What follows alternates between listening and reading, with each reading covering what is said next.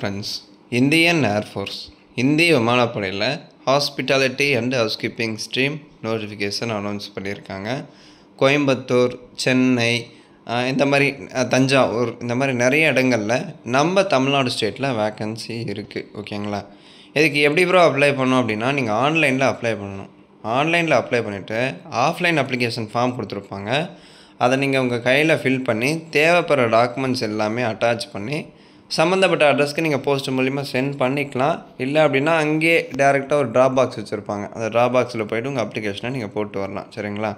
அதுக்கான last date September 1 நீங்கள் apply பண்ணிடணும். அப்ளை பண்ணுற ப்ரொசீஜர் இது தான். வெப்சைட்டில் அப்ளை பண்ணிவிட்டு ஆஃப்லைன் அப்ளிகேஷன் ஃபார்மை ஃபில் பண்ணி தேவைப்படுற டாக்குமெண்ட்ஸ் எல்லாமே அட்டாச் பண்ணி அந்த குறிப்பிட்ட அட்ரஸ்க்கு போஸ்ட் மூலிமா நீங்கள் சென்ட் பண்ணிடணும். இல்லை அப்படின்னா அங்கேயே ஒரு ட்ராப் பாக்ஸ் மாதிரி வச்சுருப்பாங்க. அப்ளிகேஷன் ரிசீவ் பண்ணுறதுக்கு ஒரு பாக்ஸ் இருக்கும். அவங்க எந்த அட்ரஸ் சொல்லியிருக்காங்களோ அங்கே போய்ட்டு நீங்களே நேரில் போய்ட்டு அப்ளிகேஷனை போட்டுடலாம். ஸோ 1 ஜனவரி 2005 1 ஜூலை 2008 பிறந்தவங்களாக இருக்கணும். ஏஜ் ரிலாக்ஸேஷன்லாம் இல்லை. அதாவது அதிகபட்சம் 21 இல்லை அதுக்குள்ளே இருந்தால் நீங்கள் அப்ளை பண்ணிக்கலாம். சரிங்களா? ஒன்லி அன்மேரிட் மேல் கேண்டிடேட்ஸ், கல்யாணமாகாத ஆண்கள் மட்டும்தான் இதுக்கு அப்ளை பண்ண முடியும் அப்படின்னு சொல்லிட்டாங்க. ஸோ பெண்கள் இல்லை. ஓகேங்களா? எஜுகேஷன் குவாலிஃபிகேஷன் 10th பாஸ் பண்ணியிருக்கீங்க அப்படின்னா நீங்கள் இதுக்கு எலிஜிபிள்.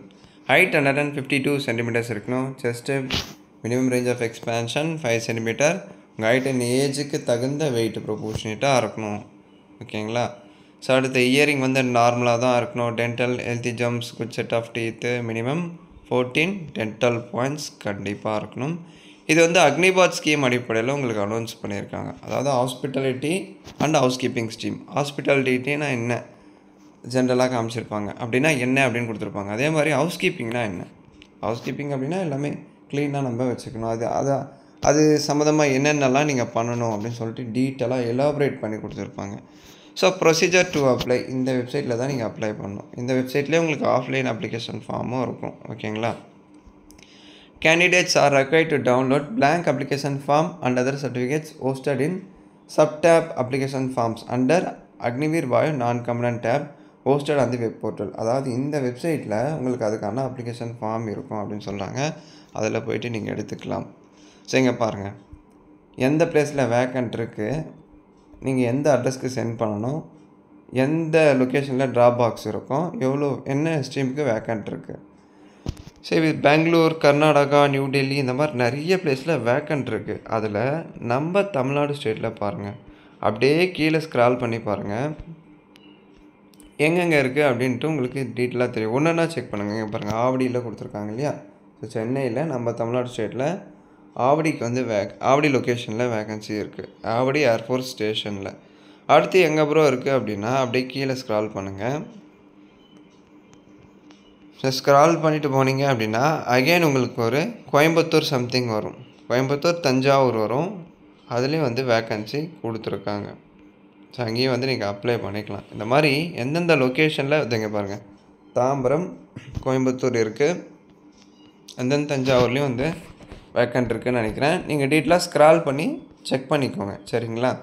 இந்த மாதிரி நம்ம தமிழ்நாடு ஸ்டேட்லேயே வேக்கண்ட் இருக்குது. நல்ல ஆப்பர்ச்சுனிட்டி, இதை மிஸ் பண்ணாதீங்க.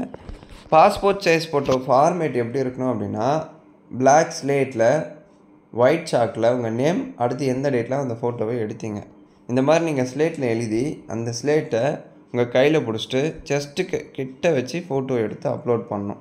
So passport size photo format அப்படி தான் இருக்கணும். சரிங்களா? அந்த மாதிரி ஒரு 2 காப்பி தேவை. எக்ஸ்ட்ரா கூட எடுத்து வச்சுக்கோங்க, ஃப்யூச்சரில் யூஸ் ஆகும். அந்த டேர்ம்ஸ் அண்ட் கண்டிஷன்ஸ் பாருங்கள். இது அக்னிபாத் ஸ்கீம் அடிப்படையில் அனௌன்ஸ் பண்ணியிருக்காங்க.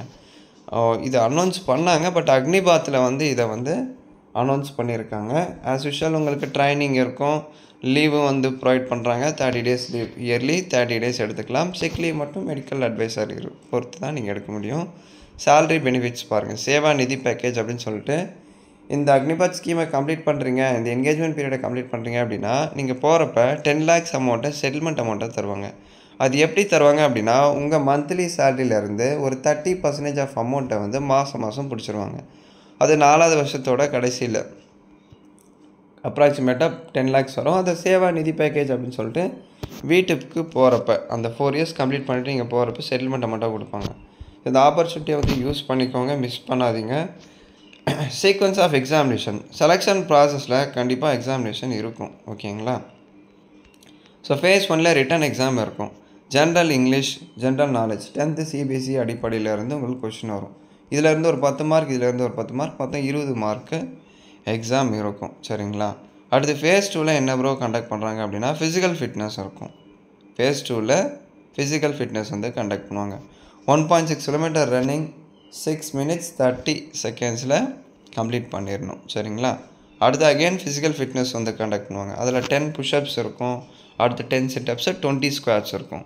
ஃபேஸ் 3ல் உங்களுக்கு ஸ்ட்ரீம் ஷூட்டபிலிட்டி டெஸ்ட் வந்து கண்டக்ட் பண்ணுவாங்க. அதாவது அந்த ஜாபுக்கு உண்டான ஒர்க் டேலண்ட் உங்கள்கிட்ட இருக்கா, நீங்கள் பர்ஃபார்ம் பண்ணுறீங்களா அப்படின்னு சொல்லிட்டு ஒரு ப்ராக்டிக்கல் டெஸ்ட்டு மாதிரி வந்து கண்டக்ட் பண்ணுவாங்க. சரிங்களா?